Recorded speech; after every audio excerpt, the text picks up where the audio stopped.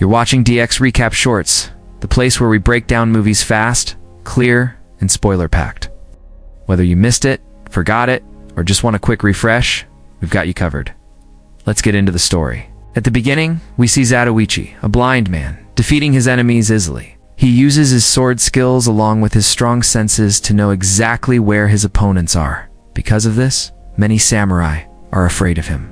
One day, a group of thugs tells a young boy to steal Zatoichi's walking stick. But the boy refuses because he knows Zatoichi is a legendary swordsman and is too scared to bother him. So the thugs go themselves. They approach Zatoichi while he is sitting and start insulting him, thinking he is weak because he is blind. But without saying much, Zatoichi suddenly strikes with his hidden sword and defeats them instantly, making the rest run away in fear. Meanwhile, in another part of the village, a kind woman named Aunt who is a farmer and sells vegetables, is being bullied by a Yakuza gang led by a man named Ginzo. They force her and other shopkeepers to give them money. These gangs often act however they want and cause trouble for everyone. Sadly, the villagers can't do anything because even the police ignored the situation after being bribed. Zatoichi used to live a violent life as a samurai, but now he chooses a peaceful path. While traveling, he meets Aunt struggling to carry her goods. He helps her, and as a thank you, she invites him to stay at her home. During his stay, Zatoichi becomes friends with her nephew.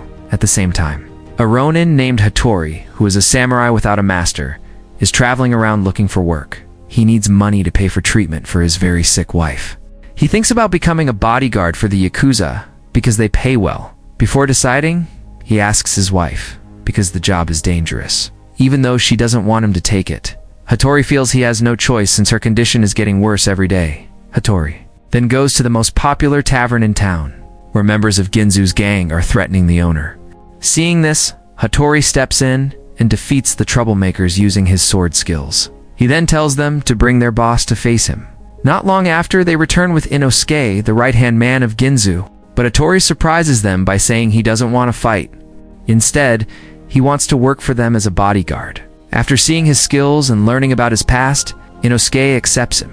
Elsewhere, Zatoichi is chopping firewood when he gets annoyed by a man. He lost his mind after the war and keeps shouting and running around the village. Zatoichi throws a piece of wood and hits him to stop him. Later, Zatoichi and Shinkichi go to a gambling house run by Ginzo's gang. Using his incredible hearing, Zatoichi can tell exactly what numbers are on the dice without seeing them. He guesses correctly every time and wins a lot of money. Shinkichi is amazed when he sees how accurate Zatoichi is. At the same time, Hattori is given a job by the gang. He is told to deal with a businessman who is believed to have gone against them. Using his sword skills, Hattori easily completes the task. After that, Zatoichi visits a tavern where Hattori is also present. They sit close to each other. When the tavern owner accidentally drops Zatoichi's walking stick, it is revealed that it hides a sword. Hattori notices this and becomes alert. This almost leads to a fight between them, but they both decide not to cause trouble and leave things calm. The next night, Zatoichi and Shinkichi return to the gambling house. Shinkichi bets on Zatoichi, and once again, Zatoichi wins by correctly guessing the dice, earning them even more money. After their big win, they go to a brothel where they meet two Geisha siblings named Okinu and Osei. The siblings plan to trick them and steal their money. However, Zatoichi already knows what they are planning.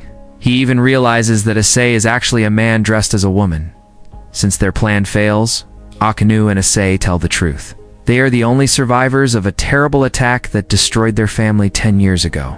They later found out that the same Yakuza gang causing trouble in the town is responsible for killing their parents. They have been pretending to be geishas, not just to earn money, but also to get revenge. After hearing their story, Zatoichi decides to help them. Meanwhile, Shinkichi tries to learn how to guess dice like Zatoichi. Feeling confident, he goes to the gambling house alone the next day, but he guesses wrong and loses all his money. On his way back, he sees Inosuke and his men collecting money from a shop.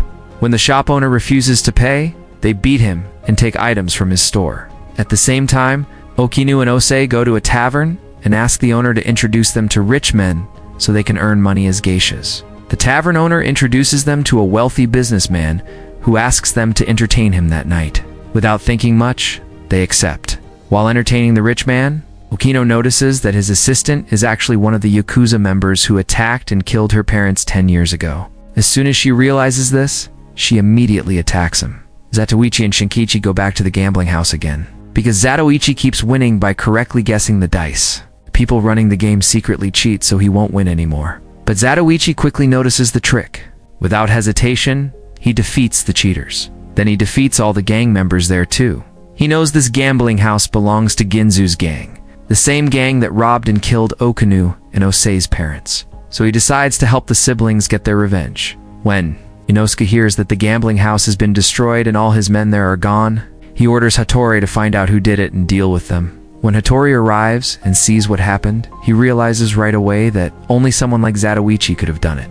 He tells the gang to search the entire town for the blind swordsman. Shinkichi becomes worried that they will soon be found, so he suggests that they hide at Aunt Um's house for a while.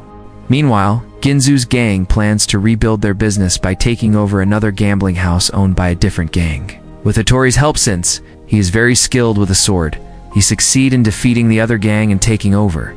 Shinkichi sees this happen and is shocked. He goes back and tells Zatoichi that the Ginzo gang now has a very powerful swordsman who can defeat many enemies alone. Later, Okinu talks seriously with Zatoichi. She says she wants to go back to the city and meet the rich man again to learn more about Ginzo's gang. At the same time, Shinkichi and Osei are seen bathing together. Shinkichi wonders why Osei looks so much like a woman, even though he is actually a man. Osei explains that he takes very good care of his face and body, and he was born with soft features, so when he wears makeup, looks just like a woman. After that, Okinu and Osei return to the city and go to the tavern. They ask the owner about the rich man, and whether he still wants them to work for him. The tavern owner says he will inform the man. He also asks where they are staying now. Without thinking, Kinyu says that they are living at Aunt Um's house with a blind masseur named Zatoichi. Soon after, the tavern owner tells them that the rich man is waiting for them that very night. Without suspecting anything, Okinu and Osei go to the man's house. But when they arrive, they are surrounded by Inosuke and his men, who now know who they really are. At the same time, members of Ginzo's gang go to Aunt Um's house to find and defeat Zatoichi after learning his location from the tavern owner. When they don't find him there, they burn the house down. Back at the rich man's house, just as Okinu and Osei are being pushed around by Inosuke and his men, Zatoichi suddenly appears and saves them. He quickly defeats all of Inosuke's men, although Inosuke himself manages to escape. Zatoichi chases Inosuke and soon runs into Hattori. Hattori is a strong swordsman, but he is not as skilled as Zatoichi. In a short fight, Zatoichi defeats him. The next day, Inosuke is found lifeless near the river. Later, Aunt Shinkichi, Okinu, and Osei sit together and watch as the burned house is being rebuilt. They feel relieved and happy because Nasuka and his men are gone, and they no longer have to live in fear of Ginzo's gang.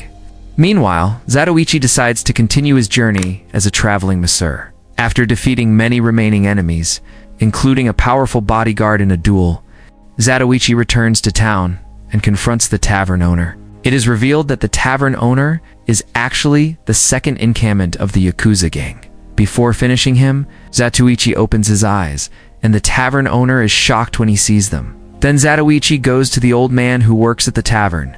It turns out this tavern grandpa is actually the real boss of the Yakuza gang. He had been pretending to be a harmless old waiter to protect himself and trick others. Zatoichi reveals that he knew the old man's true identity from the very first time he visited the tavern. Now that all his men are gone, and he is too old to start over, the old boss asks Zatoichi to end his life. But because the old man does not regret the bad things he has done, Zatoichi refuses. Instead, he blinds him.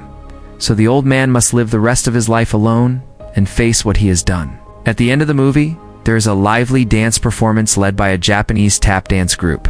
After that, Zatoichi is seen walking down a path. He trips over a rock and says, "Even with my eyes wide open, I still can't see anything." And that's a wrap on today's recap. If you enjoyed the ride, don't forget to like, subscribe, and hit that bell so you never miss a plot twist. Got a movie you want recapped? Drop it in the comments below. This is DX Recap Shorts. See you in the next one.